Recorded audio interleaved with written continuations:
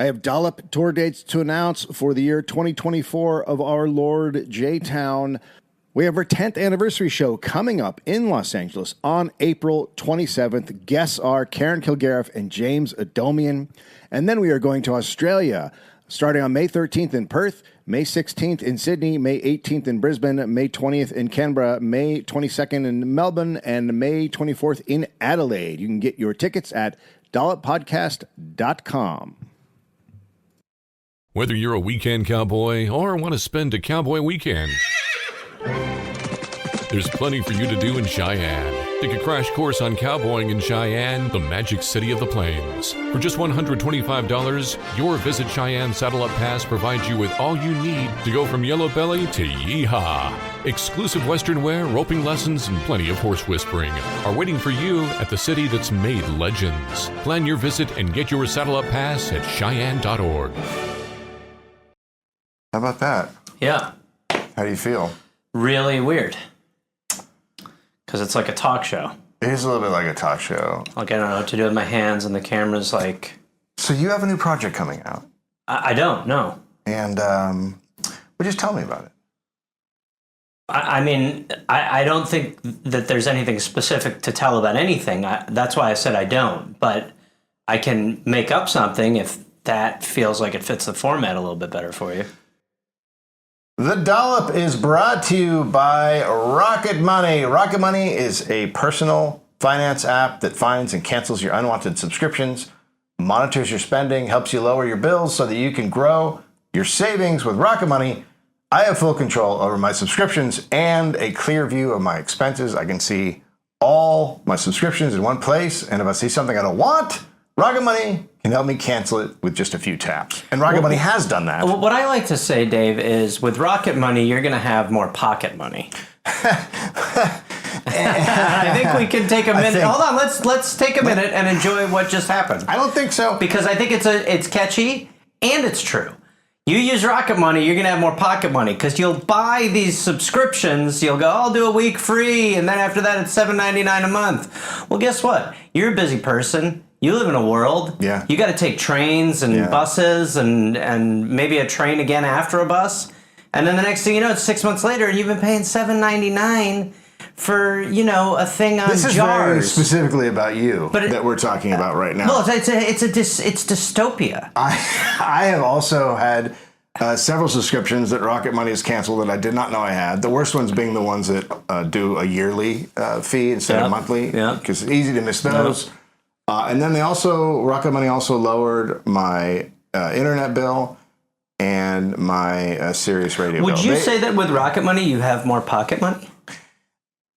Rocket Money has over 5 million users and has saved a total of $500 million in canceled subscriptions, saving members up to $740 a year when using all of the app's features. And that's about where I am, about $740 a year. Well, sure. Dave, I mean, it's a tale as old as time, me and the Packers radio station that I got for one game, and it was about a 5-year subscription that Rocket Money, overturned. I had Minecraft things going like crazy. That's not okay. Yeah, like developer, builder, all kinds of different. Sure. They could really get you. Yeah.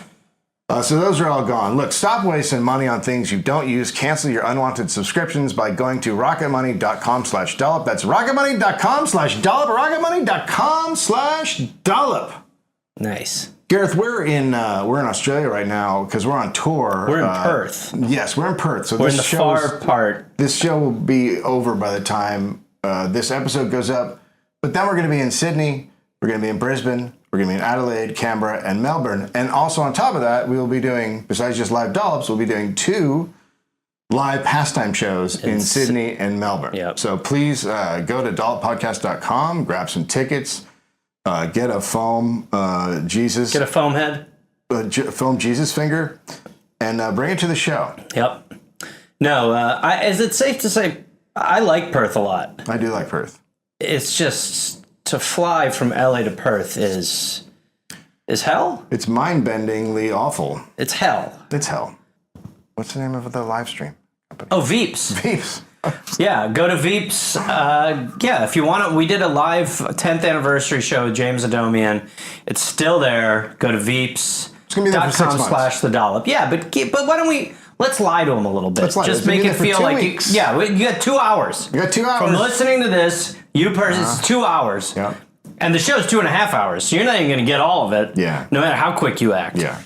But So do that, and then and join our Patreon if you want to see us doing our first episode without microphones, where it very much feels like the Dick Cavett show. Thanks for coming. Do you, what did you? I don't want you to ask about projects again because I already. What projects do you have coming up? I'm doing an indie, Anna Jones movie. Oh, I'm doing an indie. I'm doing an indie Indiana Jones. Right. Called Indie Jones. And it's where Indiana Jones decides he's finally going to make a biopic about himself, but he has to do it on a real low budget. Yeah. So it's an indie Indiana Jones. And that's what I've been working on. I wrote it. it sounds I star in it. bad. Well, you asked me to come on the show and give you some stuff, and so I'm kind of helping I was you. hoping it would be better. Well, know you what haven't I seen it yet. I have. And it is in a bad spot. He dies right away. Yeah, I mean the whole idea is upsetting. It's bad. It's what happens when It's there's an a Indiana strike. Jones hat on an Indiana Jones hat. It's what happens when there's a strike and you're floundering and desperately trying to get A lot of people are saying this is what caused the strike. projects going. Yeah. No. I'm also doing one about a boat. Mm-hmm. And I'm actually looking to see if I can sell that to a steamer. Not a streamer. March 11th, 1931, year of our Lord, J-Town. Sure. Nope. What?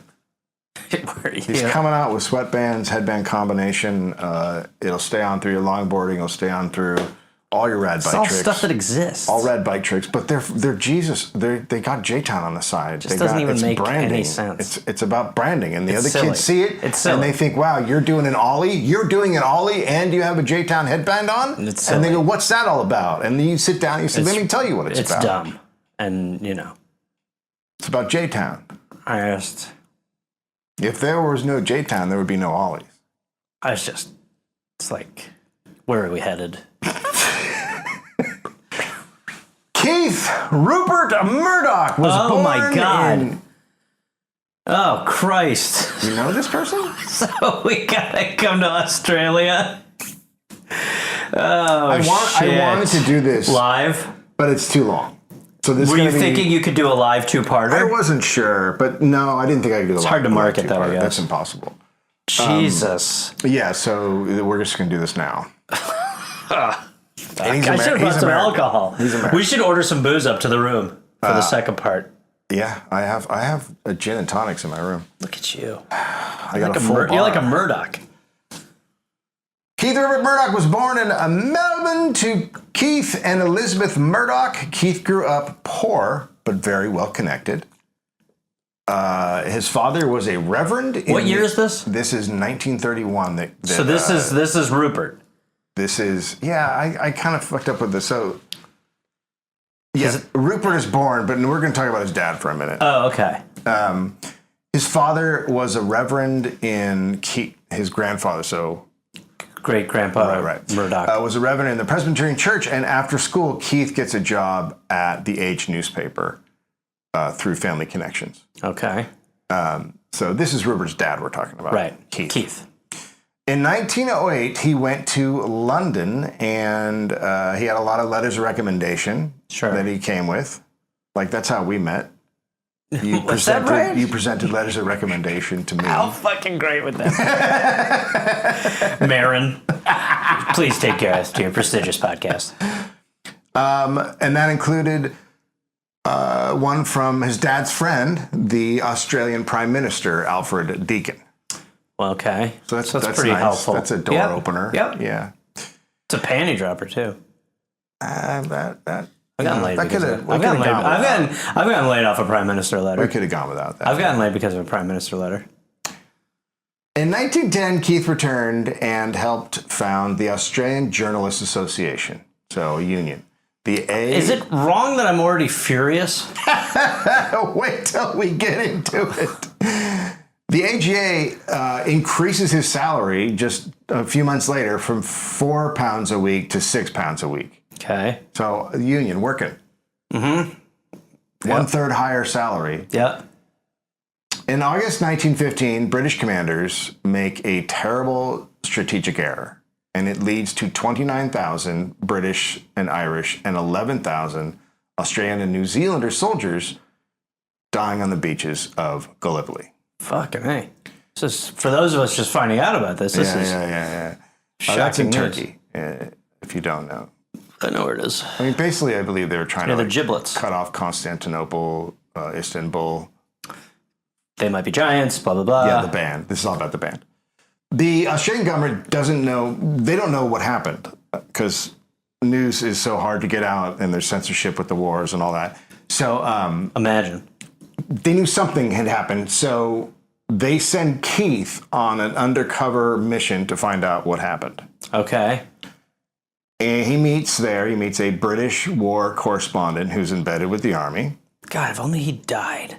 Oh, buddy. The beautiful butterfly effect of him dying. I cannot tell you how many times I had that thought reading. Just if only the guy died. If he just died. Yeah. Or We someone wouldn't just be where we are. discrotumed him. I mean, there would be... Did you say discrotumed? I'm allowed to say it, and I have said it, and I will say it again. I'm just wondering why. Well, I'm promoting the film, so I'm going to say things like that, and that's going to happen. So just relax, okay? Sit back and enjoy the ride. But yeah, I said discrotumed. If someone had just ripped his balls off, discrotumed him. I'm done with your looks. What do you think? Do you think there's a guy in war with a descrotumer tool? They all have a monkey who does it, you idiot. Yeah, that's fair. That's fair. God. I have to explain combat to you. I forgot about war monkeys. Yeah, I forgot about war. There's a war monkey, and they go and they train him on a peach tree, and then they slowly move that into nutbags. That's my favorite Ozzy Osbourne song is War Monkeys. It's a great song. Yeah. So he meets his British war correspondent. He's with the army, and he said the assault was, quote, most ghastly and costly fiasco. Okay. So that's bad. Right. And he also said British command was full of, quote, muddles and mismanagement. What's a muddle? You're a British. It's when you mash something at the base of a drink. You're muddling. No, muddles is mother puddles. What? No, what? Huh? Muddles is a dog. Okay. And he's an animated dog. Yeah. He's a little bit like Tintin.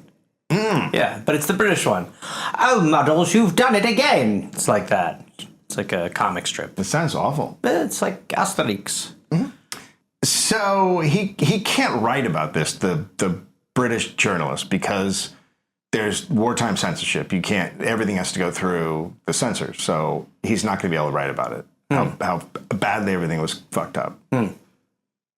So Keith ends up, he actually wrote something and then tried to get it to England, and he got stopped and it was confiscated. So now Keith writes a letter based on the reporter's views and what he saw. Sure. And then Keith throws in some embellishments of his own. Okay. It's a 25-page letter. Okay. And a lot of emotive language to really boost the bravery and the valor of the Australian soldiers. Specifically Australian soldiers. He puts Australian troops on a pedestal. Right, okay. They're physically and mentally superior to the cowardly and weak British. Interesting. No? No? We're not going to do that. Well, I mean, I think just in general, the British. A lot of people are blaming Muddles. What would happen to the British if you just took away tea? Would it just end? Would be an enormous problem. Yeah. There's that saying that you're 3 missed meals away from a revolution. You're probably 2 cups of tea away from a revolution in England. Wow. They love tea. It's like, on average, I would say the average English person drinks 6 cups of tea a day. Terrifying. Maybe more. It's terrifying. Yeah. Right, so he's talking like just the Australians are amazing. They're better, and they excelled in manliness, skill, grit, and courage. And then Keith also attacked the English commander, there was an English commander who had accused Australian soldiers of rioting in Cairo's red light district. Okay. And the reason he accused them of that is because they rioted in the red light district. Quote, only a very few of our men had burnt some houses in which they had been drugged and diseased. Oh, wow. So just a few Australians set fire to buildings. Right. And they were inebriated, which is why. Is that what he's saying? Well, he said that they got drugged and diseased. Right. So they were out of their minds. Well, they had sex, and they didn't like that they got chlamydia or whatever afterwards. Gonorrhea, syphilis. Sure. So they burned down. Sure. Because it's not their fault. I've done that. I did that when I got crabs. I just. Buddy. Yeah. Yeah. When I got crabs, Chinatown went up. You know what I mean? I'm one of the few guys. With a Chinese. I'm one of the few guys who kept them. Interesting. Yeah, I grew the zone out a little bit to give them a little bit more of a home. Sure. You're a conservationist at heart. Absolutely. Yeah. I hear that's being set aside as a national park. There is talk of potentially making it either a state park or a national park. Yeah.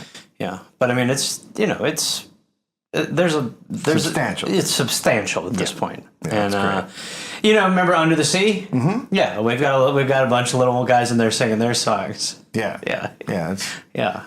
I mean, it's bad, but it's crazy. Yeah, it's all. Yeah. So this Keith's narrative is the basis for the Australian Gallipoli belief, which is basically their inability to process a disaster. Right? It's taking it, instead of just being like, well, what a fucking disaster that was. It's like, we were great, our boys. It's that thing. Which is such an interesting right-wing thread to pull now. Yeah. So this letter goes to the British and Australian prime ministers. The owner of the Times gets it. He passes around his like network of buddies. So the British ruling class is reading it. They have a very long tradition of turning defeat or disaster into victory to avoid any questioning of how much they fucked up. Mm-hmm. So Keith keeps cranking out propaganda for World War II, this mindless war that's happening.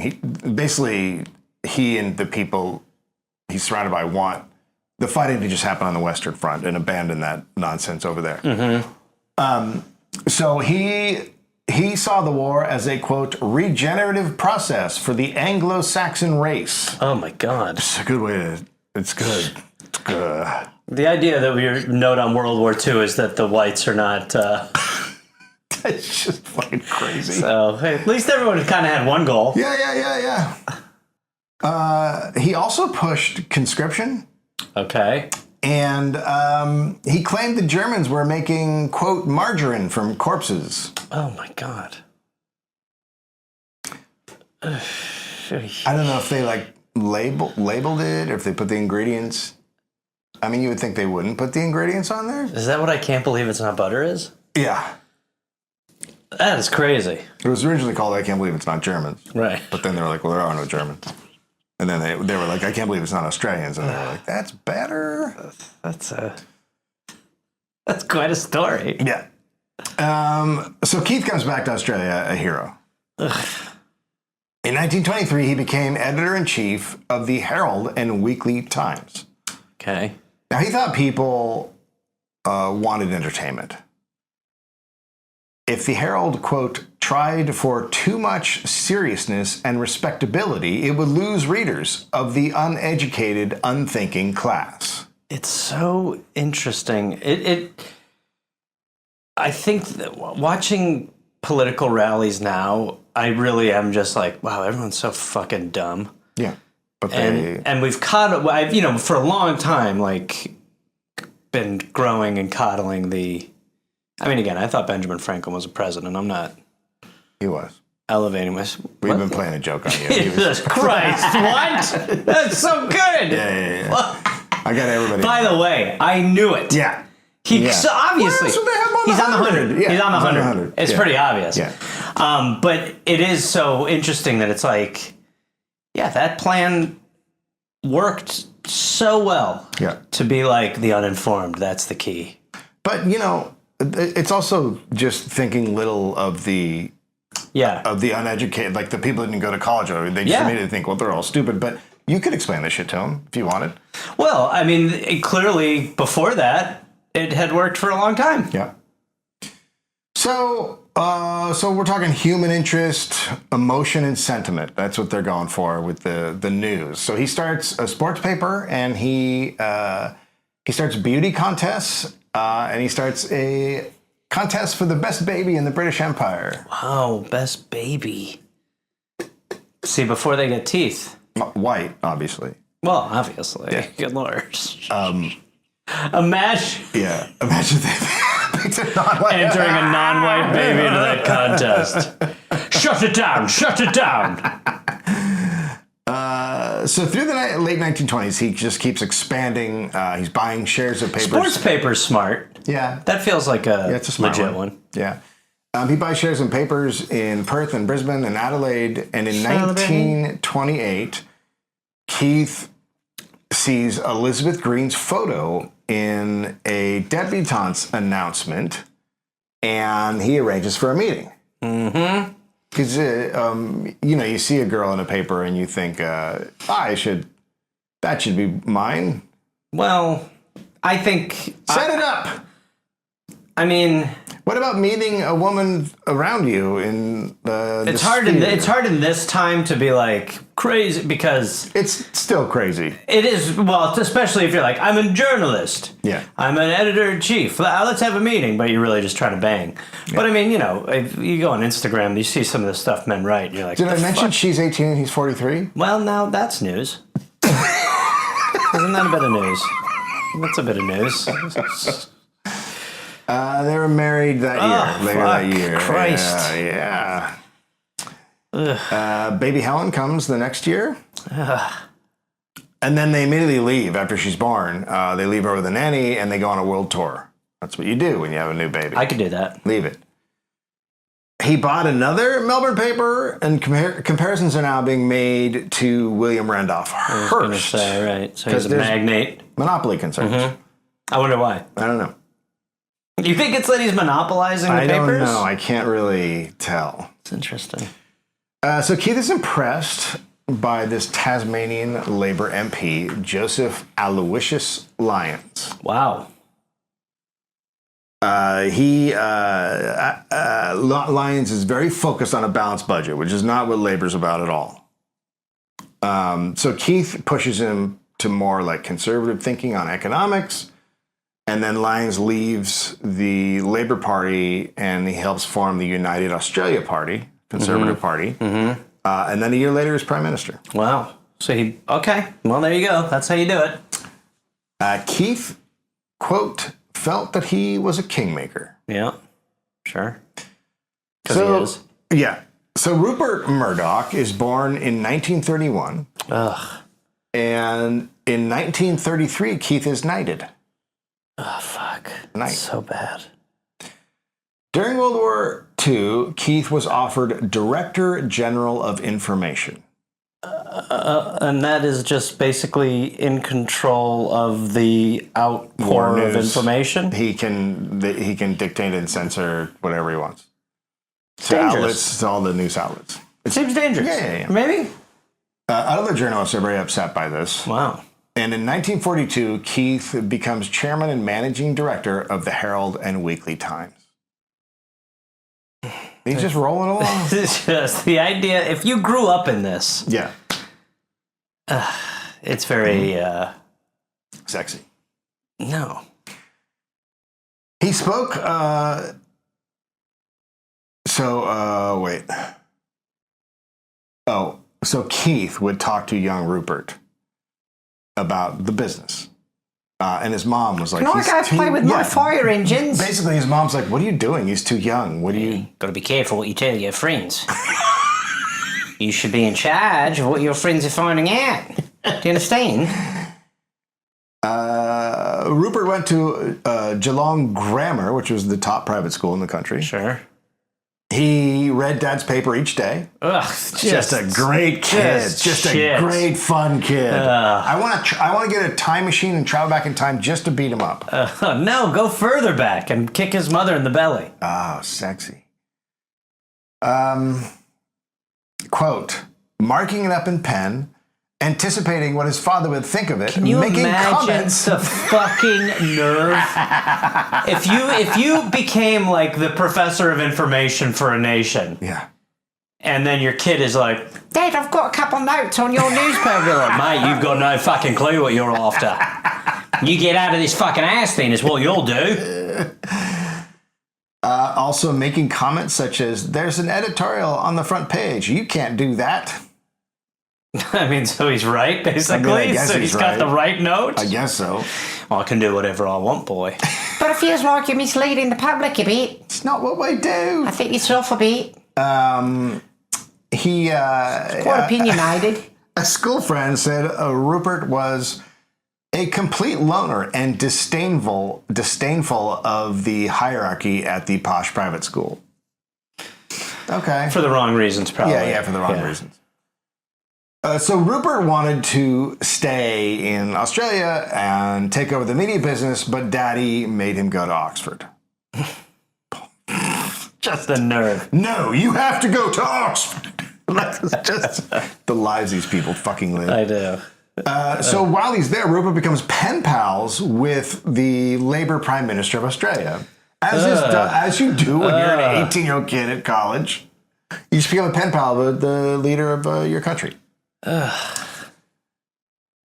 Ben Shifley was his name. They met through Daddy, of course, and Rupert, however, gets into socialism and didn't like, quote, Tory quackery. This is strange. He's secretary of the College Labour Party. What happened? Edits the Journal. Is he just being rebellious? He gets the nickname Red Roop on campus What, 'cause for he's a having commie? a Lenin bust in his room. What the fuck? What happened? He hit us like in like 80 sitcoms when a character falls and hits their head and they become like Chaz. Well, He just did that. his dad freaked out. His dad Sure. like loses his shit Well, that's to be expected. and sends one of his top employees to England. We've done the birds and the bees, but we might have to do the Lenins and the Stalins. This guy's name is Rowan Rivet, and he is to keep an eye on Rupert Wow. So he sends because he's a leaning commie left. guard. A commie guard, a commie, A watch. com block. A com blocker, right. Yeah, a com blocker. Yeah, right. So Rivet gets him working at a job at the News Chronicle. Now, Keith retires from the Herald and Weekly Times in 1949, but he still goes to the office full-time. So he still does it. For whatever Rivet was doing worked because Rivet gets expelled from the campus labor club. Okay. And he writes a big long letter to his dad, which just fires up Keith. Keith's like, yeah. He said, quote, thank God the boys got it. And then he died 2 days later. Seriously? So he got to die a happy man because he knew his son was going to be a total piece of shit instead of a lefty. God, that could have timed out a little. Yeah.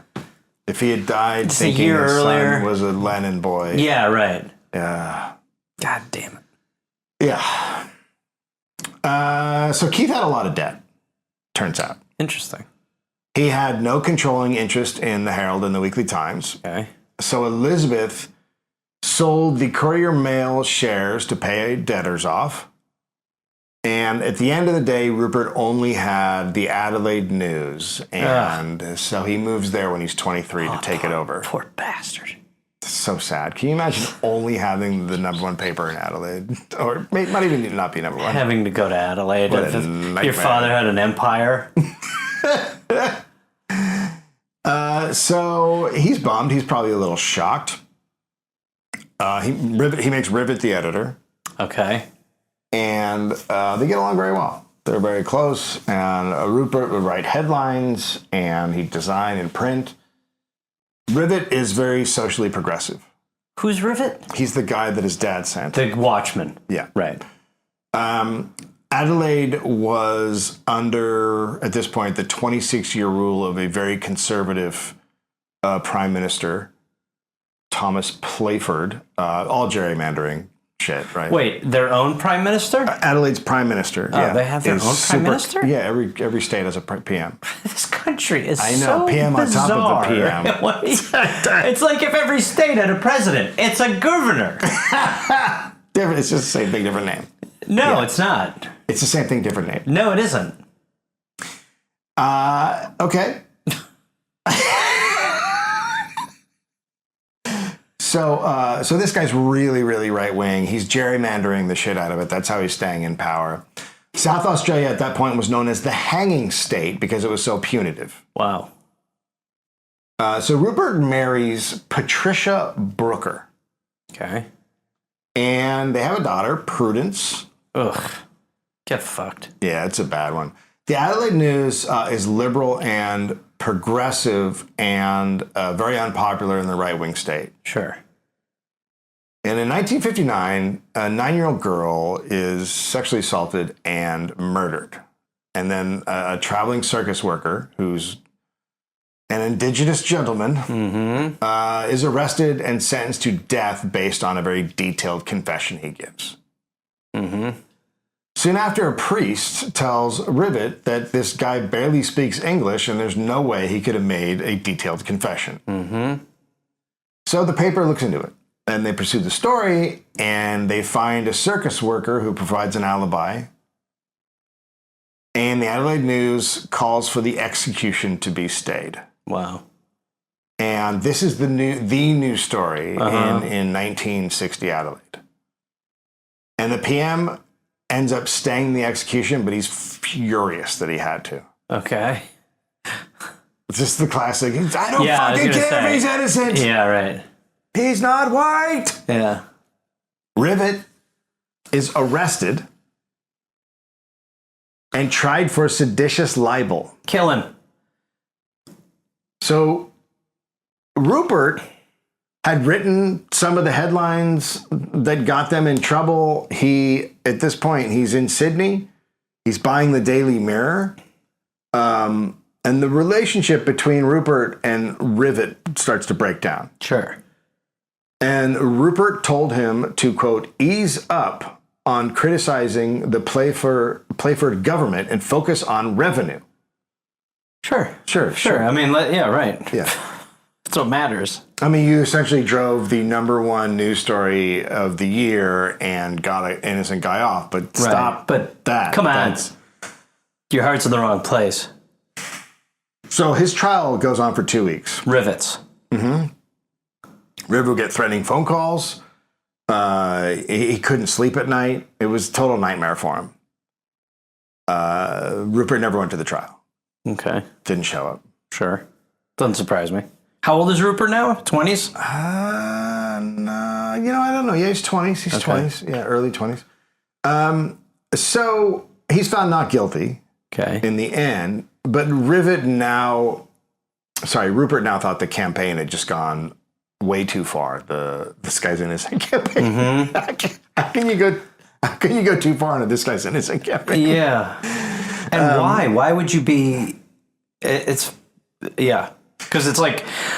Well, he's clearly just going conservative. This guy used to have a Lenin bust. Yeah. Mussolini used to be a socialist. So now Rupert's like, the paper's too left-wing, and it's aggressive. Basically, he realizes he has to repair his relationship with the establishment. In Adelaide. And just the government in general. Yeah, right. So he fires Rivet in a letter. Okay.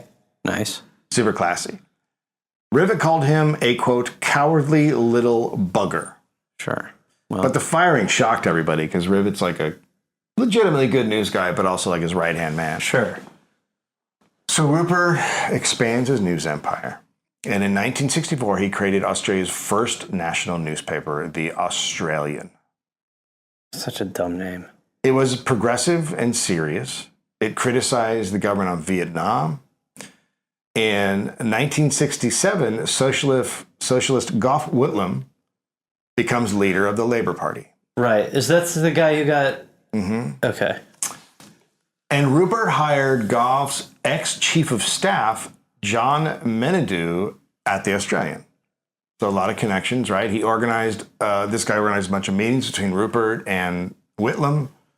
dinners and meetings, and Murdoch papers are supporting Whitlam. And then Whitlam wins. He's prime minister, and Rupert is like, I'm the kingmaker, like my dad was. Just like Daddy. He expects to get frequent access. But Whitlam is now avoiding him. And he starts saying he's too busy. I'm just too busy. I don't have any time. And then they finally do meet. And after Whitlam told Menadu, quote, "Comrade, it was the most boring time of my life." Ugh. So Rupert turns on Whitlam. And Whitlam gets removed as prime minister by the CIA and the Queen in we did the whole right-wing coup. episode on that. Episode 532. And Rupert's papers now start Fuel that. an all-out assault on Whitlam because now there's going to be an election. He got removed. There's going to be an election now. So it's a 1975 Well, the election. news is meant to be personal. Yes. It's meant to be all about you're supposed to you're supposed to operate your journalism out of It's like personal emotion. Who fucked with me is Yes, what yes, right. Yeah. It's like if Tony Soprano had a paper. Thank you. Yeah. So headlines were changed to sound worse. People were cut from photos so the photos looked salacious. An Australian reporter, quote, "They changed a lot of my stuff. It was all totally unsubtle, very ham-fisted. Working for Murdoch is a good excuse in understanding the politics of the media." Right. So in October 1975, 76 journalists at the Australian go on strike protesting the, quote, blind, biased, tunnel-visioned, ad hoc, logically confused, and relentless way the Australian was reporting news. Wow. So okay. So that has to be That's bad. bad. When the journalists are they're like, no. "Hey, what are you doing?" Yeah. In a meeting, Rupert asked what was wrong with. He's got all the What do you reporters. think? He goes, What "What's wrong?" exactly is the problem? A reporter takes out a copy of the Sydney Morning Herald to compare, and Rupert screams, quote, "You dare show this paper to me? These people are our enemies trying to destroy us." Wow. Which is literally not how It just takes one evil prick to fuck it all up. to fuck everything up. Just one person who just goes. And it always is birthed out of it's the financial part. Always. It's the financial part that we always say is crushing every moral, that until you get rid of that, it'll never stop.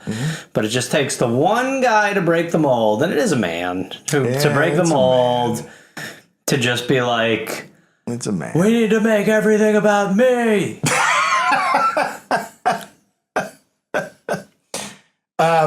So Whitlam loses the election. Right. Obviously. And they're creamed. Like Labour is just brutally slaughtered.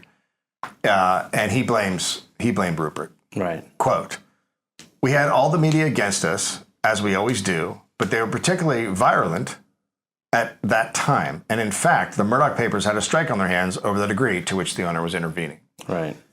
Yeah. So in 1968, the Carr family, who were owners of England's News of the World, Oh, okay. were mired by infighting, making it ripe for a takeover. Okay. I think Jimmy Carr's related to... Jimmy Carr's from money, right? He seems like he's from money. Yeah. I don't know. You think? He seems like it, yeah. That's Tom Downey. He knows him. Oh, does he? Yeah. Oh, yeah. Tom was on tour with him. So Robert Maxwell, the father of Giselle, Oh, shit. was the likely new owner. Like, he looked like he was going to take over the paper. Okay. The paper runs an editorial, quote, "It would not be a good thing for Mr. Maxwell, formerly Jan Ludwig Hawk, to gain control of this newspaper, which is as British as roast beef and Yorkshire pudding. Very British. This is a British paper run by British people. Very Let's British. keep it that way." Very British. Very British. Yeah, okay. But it's weird, too, when the paper is running articles on who shouldn't buy them. Don't buy me! Then Rupert comes into the picture. Uh-oh. This paper is as British as bad teeth than cigarettes. No one knows who the fuck Rupert is in England. Oh, what a better time. Yeah. And he pretends to support Carr against Maxwell. And he gets the support of the board. And then he took control of the paper. Fuck. 6 months later, he fucks over Carr and sacks him. But the News of the World is a Sunday paper, so he wants more. Right. And he wants a daily. And he sets his sight on the Sun, which is doing terribly. What are the, like, is it, I mean, are there rules in place? Clearly not. Like, you can buy every paper you want. There are rules in place. We'll get to that. Okay. Yeah, there's totally rules in place. Speaking of rules in place, Gareth, the Dollop is brought to you by Nutrafol. Oh, Dave. Nutrafol is the #1 dermatologist-recommended hair growth supplement brand with over 1 million people seeing thicker, stronger, faster-growing hair with less shedding. You among them. Personal story. I've been taking it for about 3, maybe 4 months now. Yeah. Maybe, I think 4 months. Which is when they say you probably start noticing they something. say after 3, but 6 especially. And I go to my hairdressing lady, and she goes, "What are you doing?" She goes, "Are you using Rogaine?" Did she say it like that? Yeah, That sounds she like said, kind are of you using European. something?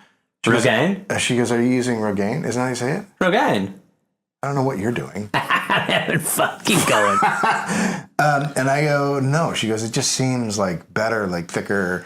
And I go, "I'm taking this Nutrafol stuff." And she's like, "Well, it is working like this." And she's not the only person. I've had people be like, what's different about you? What looks different? It's just this whatever is in Nutrafol. It's kicking ass for my head. It's all natural Sweet, sweet ingredients head. when you read it. Yeah, so there you go. So I've used it, and it's doing great. Highly recommend it. Take the first step to visibly thicker, healthier hair. For a limited time, Nutrafol is offering our listeners $10 off your first month subscription and free shipping when you go to Nutrafol.com/men and enter the promo code Dollop. Find out why over 4,500 healthcare professionals and hairstylists recommend Nutrafol for healthier hair. Nutrafol.com/men, spelled Nutrafol.com/men, and enter promo code Dollop. That's Nutrafol.com/men, promo code Dollop. And like we like to say, Dave, more like Nutrafol. My new thing is that I try to come up with the slogans. And it's not... And they don't approve these, but it's I think bad. it adds a lot. It's bad. I mean, it's... How about this? Get a Nutrafol head of hair. Okay. I mean, it's a bummer. Meet me halfway. Feeling sour because there's no fun place around? Then venture to Sporty Pickle, now open and ready for the good times. From delicious food and drinks to all kinds of entertainment, the fun never stops at Sporty Pickle. Bring over your pals for a game of darts, cornhole, or you guessed it, pickleball. See who will reign supreme at the Pickle Pit. Sporty Pickle. Eat, drink, play, repeat. Located on 8640 South Peoria Street in Centennial. And reserve your pickleball court time at sportypickle.com. So he tells the staff of News of the World. Oh, sorry. He tells his son. He takes over the Sun. Right. And he tells the staff 3 things are going to sell the paper: sex, sports, and contests. It's just like... It's like, honestly, what you'd go like, well, yeah, but we have like a role. Wait, we have a role in society. Like, this is like, we're more important than what you're after. Yeah, but this is... But also knowing the way that paper goes. Yeah. I believe that was the paper when I would go to England where I would be like, literally be like 11 or 12 and be like, those are tits. Oh, yeah. Okay, you'll see. Like yes. page 6 tits or something. He said quote, "I want a tearaway paper with a lot of tit." I swear to God, I remember. Yeah, because you'd go into like news agents in the UK. Topless chick. And you would just like, I would literally just be like, what? Yeah. I don't have access to this. Yeah. The Sun told readers it would be a quote, it would be, quote, the paper that cares passionately about truth, and beauty and justice, and about the kind of world we would like our children to live in. Oh, for fuck's sake. Tits on 3, baby! Like he's already said sex, sports, and contests. Yeah, but yes. Yeah, but that's basically what the playbook is. The playbook is always to just say the thing, and you're like, okay. Yeah. And then just tits. Contests. So he's in his opinion changing it to appeal to the working class. Sure. A topless woman on page 3 every single day. Right. Or a teenager. Samantha Fox was 16 when she took photos, and then the photographer talked her into taking topless photos. She didn't think they were going to be used, and then bang, they're on page 3 of The Sun. Oy, oy, oy, oy. And then her life was, on one hand, she's a celebrity. On the other hand, it's like That's just not fucking great for a 16-year-old. Oh my, that's just terrible. Jesus Christ.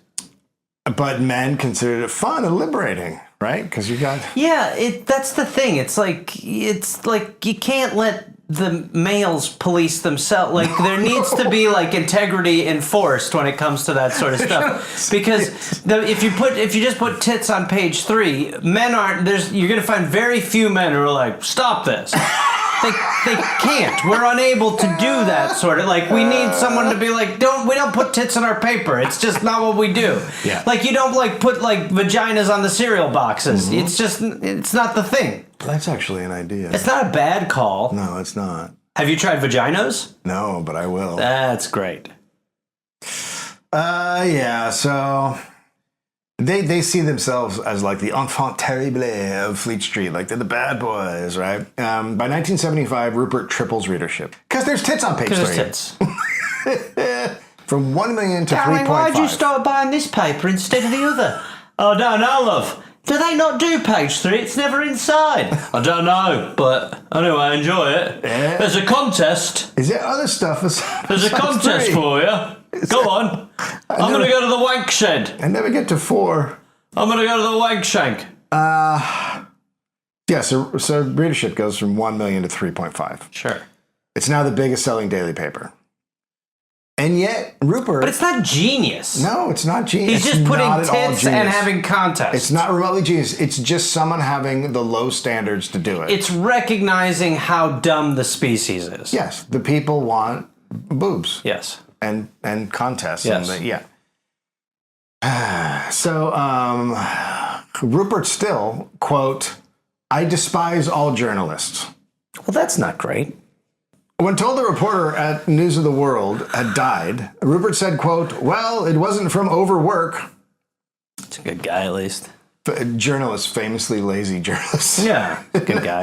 In 1973, the Murdochs moved to New York. He's now with his second wife, Anna, and they have 3 kids, Elizabeth, Lachlan, and James. Oh, Lachlan.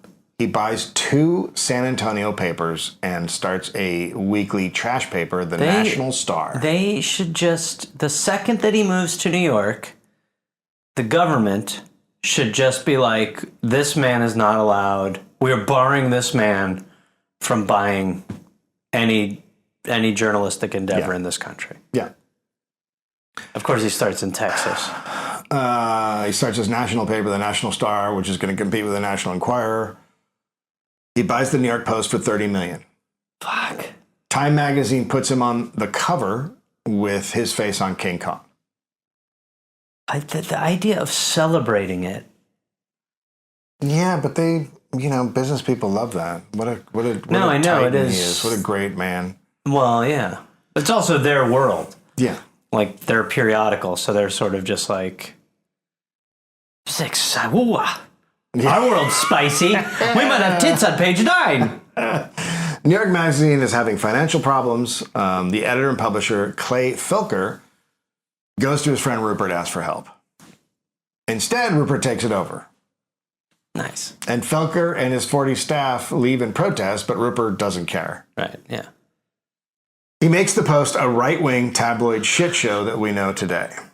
But can we admit some of the better headlines? Yeah, 100%. It would be a dream job to get into that headline writing room. The Columbia Journalism Review called Rupert sinister. Sure. Thank you very much. The New York Times called him, quote, an evil element. Well, first of all, go Times, fuck you should yourself. check yourself out right now because you're Feels like he did buy you. Great. The Post doesn't make money. In 1988, Rupert has to sell it due to cross-media laws. Oh, wow. Oh, okay. Just too much media in one place. You can't have that much media. Okay. That's all going to change when Clinton gets in office. I was just going to... Oh, fuck me. Of course. Because Republicans always wanted to do it, but they couldn't because Democrats would stop them. But when a Democrat wants to do it, all the Democrats roll over. How close are we to the public understanding that phenomenon? It's never going to happen. I mean, Clinton's legacy is Reagan's third term. Like, that's what he was. Right. He apparently... Well, and all this stuff that Bush was like, couldn't possibly dream of doing.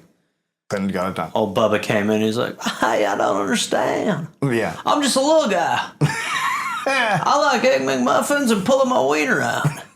I don't get it. So, Rupert apparently cried when he had to sell it. Mm. Although a reporter said it was like, quote, Dracula selling his coffin. Wow, I can't even wrap my head around that. That is crazy. I'm not even sure what that means, but it's so accurate. Like Dracula selling his coffin. Now, parting is such sweet sorrow. Remember when I said a Democrat came to help? Yeah. Bill Clinton? Yeah. Well, there's nothing like a Democrat in New York, or as I call them, Republicans. Mario Cuomo. Oh, God. Then lobbies for Rupert to get an exemption to cross-media ownership laws. He's just bribed. Yeah. And he rebuys the Post in 1993. I've got my sleeping chamber back. Just fucking Democrats, man. So in 1979, British elected Prime Minister Margaret Thatcher. Oh, for fuck's sake. This is the confluence of all this is. Yeah. Her popularity just nosedived once she was in office, though. Right. She was, at that point, the most unpopular prime minister ever. And then we said, you ain't seen nothing yet, Mags. I mean, the same thing happened with Reagan. Reagan got in, he was super unpopular. Yeah, George W. Bush, too. Mm-hmm. Mm-hmm. If you read The Sun, however, you would think that Thatcher was the best thing ever. Very Churchillian, like just could not stop talking about her. Right. And Mags and Rupert... She also eats bacon in the bathtub. Mags and Rupert, it turns out, are great friends. Uh-huh. Not surprising. They both hate government regulation. Sure. And they meet all the time. That is one of those terms that I feel like when I grew up, I was like, I probably wasn't, until I understood what that was code for, I was like, well, yeah, you got the guy who, like, deregulate, you know, let it, like, relax. And then it's like, if only, and I can't believe they still use that terminology. Well, people don't connect it to, like, with great effect. The housing crisis was because of deregulation. It's just like anytime you hear California energy crisis. Anytime you hear it, it's bad. A nightmare. It's Run. A nightmare. Run. Freak out. Especially because the people doing it are the last people you want. Yes. Doing it. Yeah. Yes. But regulation is how, like, you save your society. Yes. You need, we've done the deregulated version before as well. And then we regulated it. Well, the Great Depression and was deregulation. The Depression of 2007. Yes. Deregulation. All about deregulation. Always deregulation. So they love each other. She knows he wants to buy a respectable paper. You absolutely should be able to buy a respectable paper. Established in 1785, the Times was considered Britain's best quality paper. But it's losing money. Then typesetters go on strike. Oh, I don't know. What if we put an open vagina on page 9? On the back, we'll have an anus. On the back of every paper, we show a spread anus. So typesetters go on strike, and then the owner puts it up for sale in 1981. Rupert talks to Mags. And of course, she's going to support this because he props her up. He promises that it's a pro-Thatcher paper. Editorially independent. He just wants to modernize it. That's all he says. I just want to bring it up to standard. So MAG goes and urges the Monopoly Commission to not investigate, and he buys an unprecedented third daily paper. What is the level of public uproar, outcry during this time? Any awareness? I bet it's only from unions, leftists, but unions are probably the only ones screaming. But at this point, nobody. But it's listens to also, unions. who the fuck is going to be reporting on how shady this is? He's bought all the publications. Right. So everyone that's reporting it is just like, doesn't seem too bad. His heart's in the right spot. Right. Give him a shot.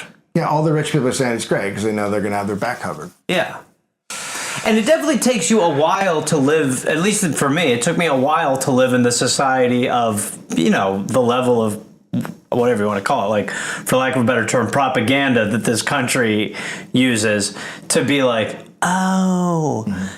it really is that bad. Yeah, it's really that bad. Yeah. So even though he bought a third paper, MAG's government still does not refer him to the Monopoly Board, Commission. right, It's still not happening. I think it's fine. It's all right. There's not a problem. He's nice. Thank you, Megan.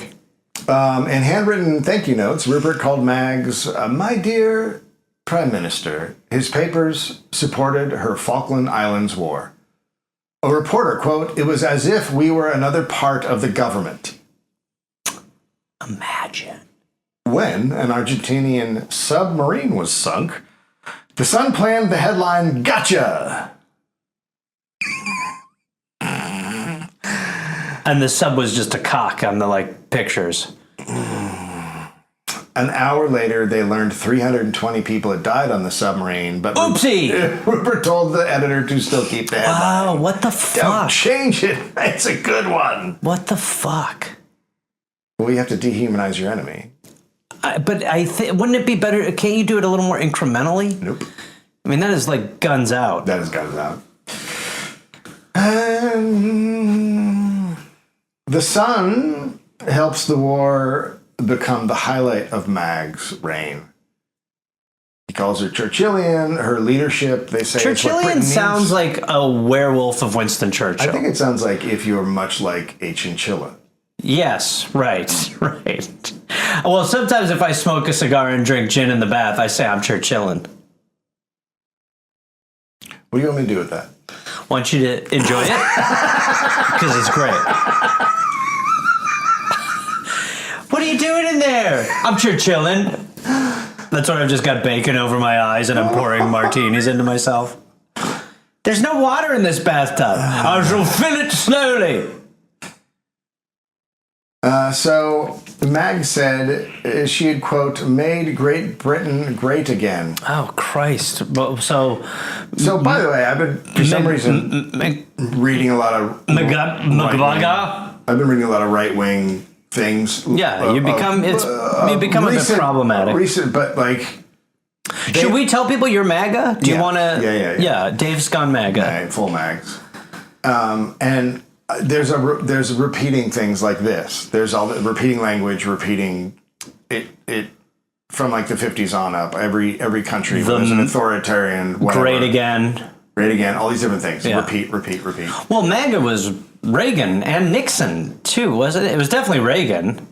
I don't think Reagan was great again. Yeah, Reagan was definitely Make America Great Again. It was close. Yeah. Whatever, but it is. It's like, and it is obviously very coded and dog whistly of boy, ever since we, let everybody vote, things have really gone to shit. What are we gonna do? Yeah.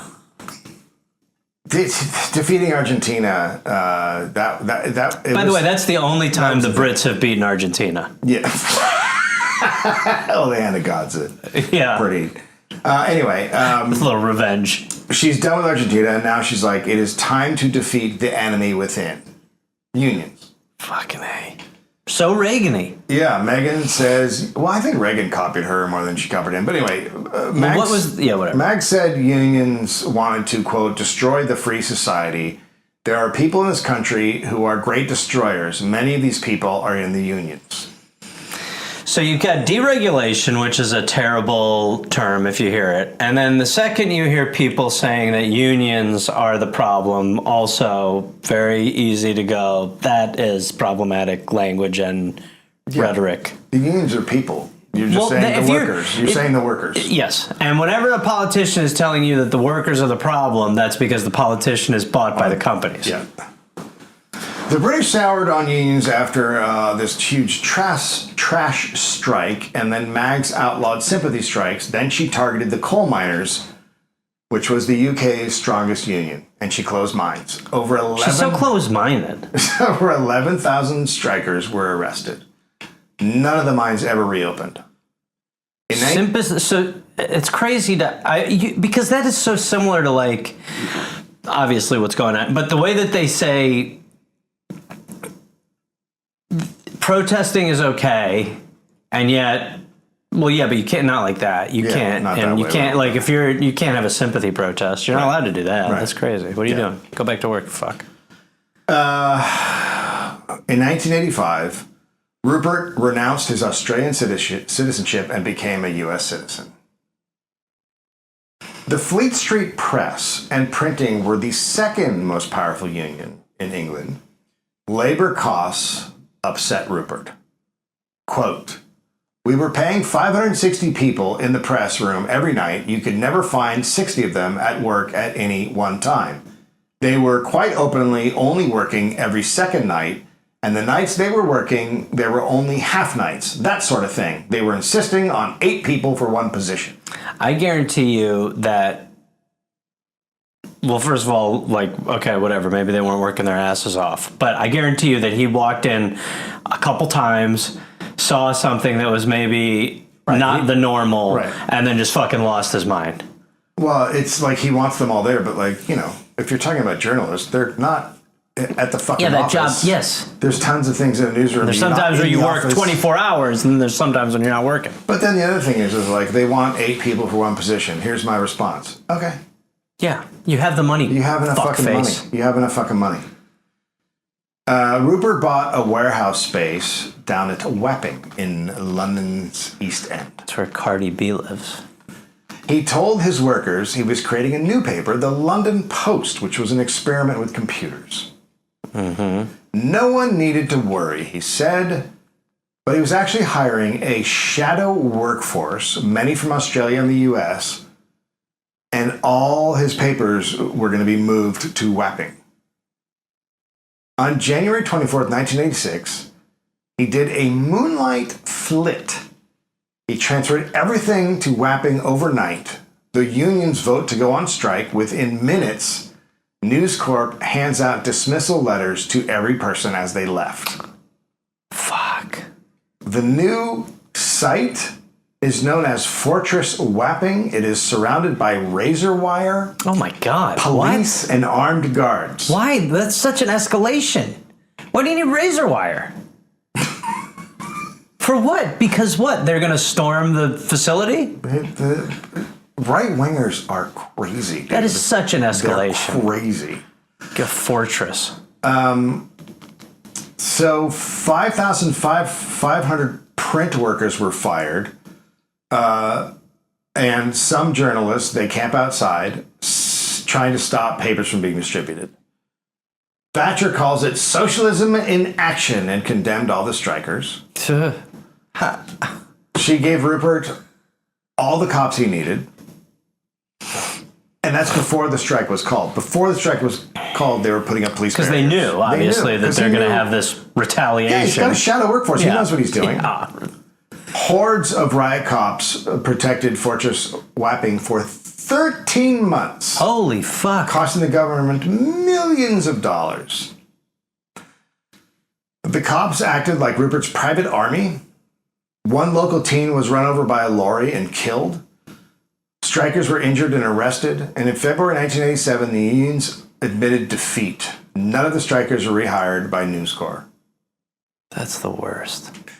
There has been no. Can you also imagine doing 13 months of that to lose? Yeah. That is gutting. Yeah. There's been no recognized press trade union since. Other papers followed. The strikers were blacklisted and they never worked again. Fuck. In the business. Yeah. They lost their livelihoods. Quite a few lost their homes. But Rupert could now make super profits, and he could use those super profits to fund his expansion in the United States. So it's one of those things where there is a good part of a bad part, which is he now can at least grow this cancer. Yeah. It's great. He's in the lungs. Now, the Sun is just horrifically homophobic. Sure. If gays were mentioned in the paper, the editor was berated by Rupert, quote, "What's all this crap about poofters?" In 1987, they ran a story about Elton John paying for sex with underage rent boys. The story was based on one sex worker who was paid for the story. Mm-hmm. The Sun legal department had tried to kill the story. Mm-hmm. They're like, this is, you actually shouldn't just pay a guy. Someone money to, you need to have a cross-reference. Elton sued the paper. Sure. The Sun keeps attacking him. So when the lawsuit happens, they go after him harder. Another paper finds out that Elton was in New York the day the Rent Boys said they were in London together. Uh-huh. The Sun then pays some random Scottish dude to get affidavits from underage sex workers stating they had sex with Elton. So this dude comes to him and he's like, I know all these guys. They've all been fucking Elton. Pay me and I'll get the goods. You 15-year-old, have you ever had sex with Elton John for money? No, I've not. What about this? I'll give you 50 quid. Yeah, no, I sucked his cock. Perfect. This is what we call journalism. News. Page 3, tits. So after a while, the Sun realizes that they're just being scammed by the Scottish guy. Oh, they didn't know. They were not like... No, this guy came to him and was like, I can get you a bunch of... And they just got worked. I found an entire shanty full of these little blokes. 9, 10 years old they are. The paper's last attack on Elton said that he had removed the voice boxes from his Rottweilers to create silent assassins. Whoa, what? Come on now. Yeah, here's the problem with that story. He doesn't have Rottweilers. Well, I mean, because they can't bark? Are you doing a sort of tree in the woods? Wow. Crazy. Now, the reason that's the last By story. the way, the seed of the Inquirer is so evident now to be like, just go crazy. Go crazy.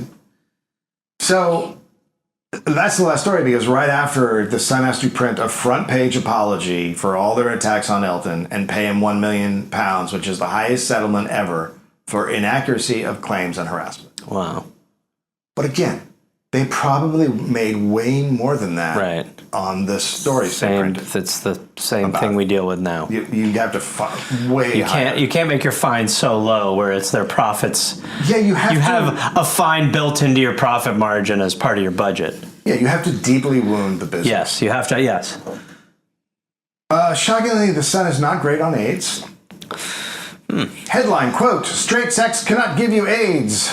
Official.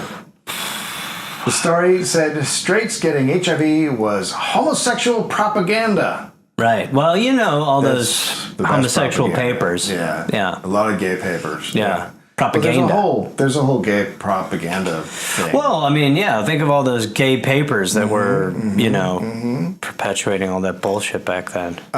They had a doctor calling AIDS the biggest hoax of the century. Fucking...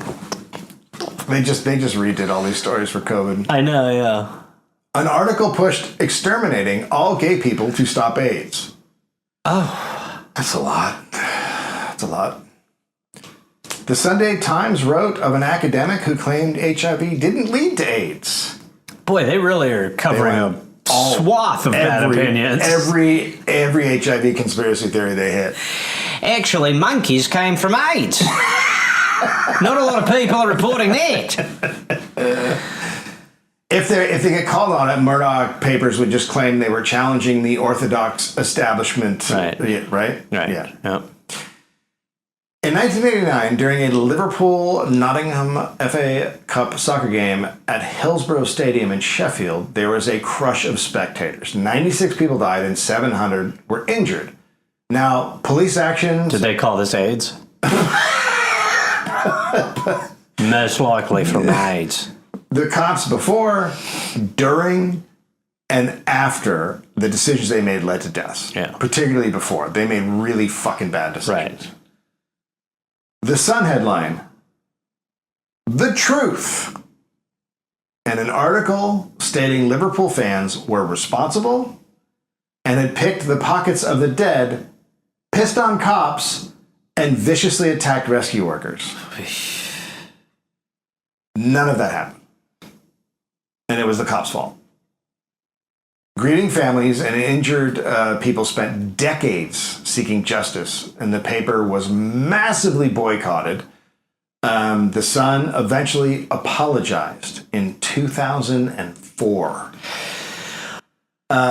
Rupert keeps expanding.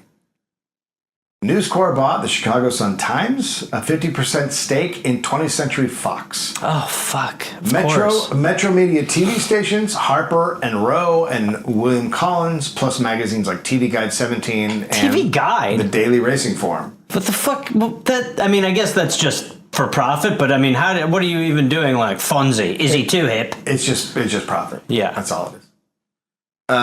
He finally bought the Melbourne-based Herald and Weekly Times, where Daddy had been a managing editor. So at this point, Daddy, what you year? love me? What year are we in? We're in 90, 89, 90. So this is where he is a public enemy, and Very much any a public rational government would say this has to stop. This is a problem. This is whatever we have to do to stop this. We need to do it now because this is. If your party is largely made up of unions, Yes. Yeah. who back you, Yeah. and you see what he has done, Yes. and you allow him in and to buy like crazy, you're putting a bullet to your head. Yeah. I'm glad he bought the Daily Racing Form, though, because it needed a takeover. Well, yeah. Yeah, I didn't like what was happening there. But now that, like, they'll give a tip on a horse and also who Jockeys to are vote just little boys. Yeah. Okay, so Labor government helped. This is the other thing. So we had Cuomo help him with with the Post and all the bullshit. Post. When he took over the Herald and Weekly Times, guess who helped him here in Australia? The Labor government. See. After knowing what he fucking did, because they hoped Rupert would help give them positive coverage for the next election. So it is the very... They are so fucking dumb. Yes. It's the same people. It's these neoliberal, Yes. supposedly left. Well, and they also they definitely think like, how do I win right now? They don't think what is the society going to look. Well, they probably do, but they don't care about what society will look like in 20 years for the decision that They don't care. they're negotiating with a cobra. Yeah, they don't care.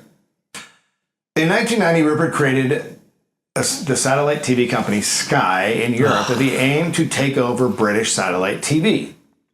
It soon merged with a British company to become B Sky B. B Sky B? B Sky B. Rupert owned 40%. It's a terrible name.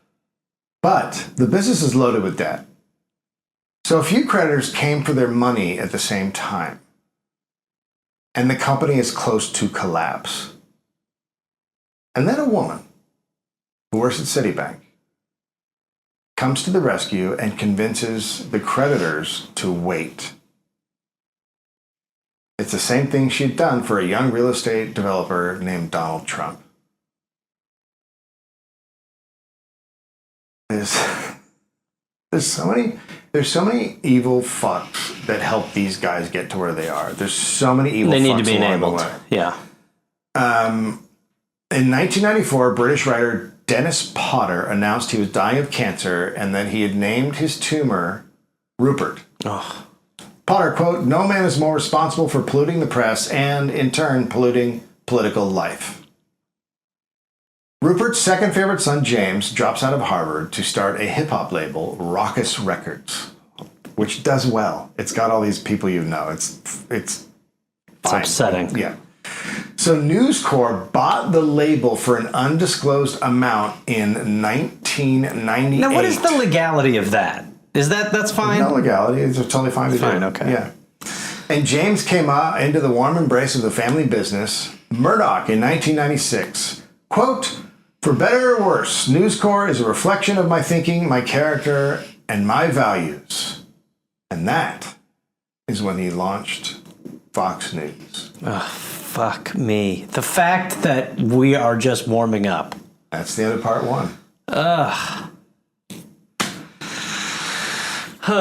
It is so upsetting. I think why these are so upsetting when it's in our time and you know about the person is because you just see 84 times where someone should have intervened and stopped and had the worst thing to me is the parties are supposed to be for the working class. And in this particular case, Clinton and the Democrats.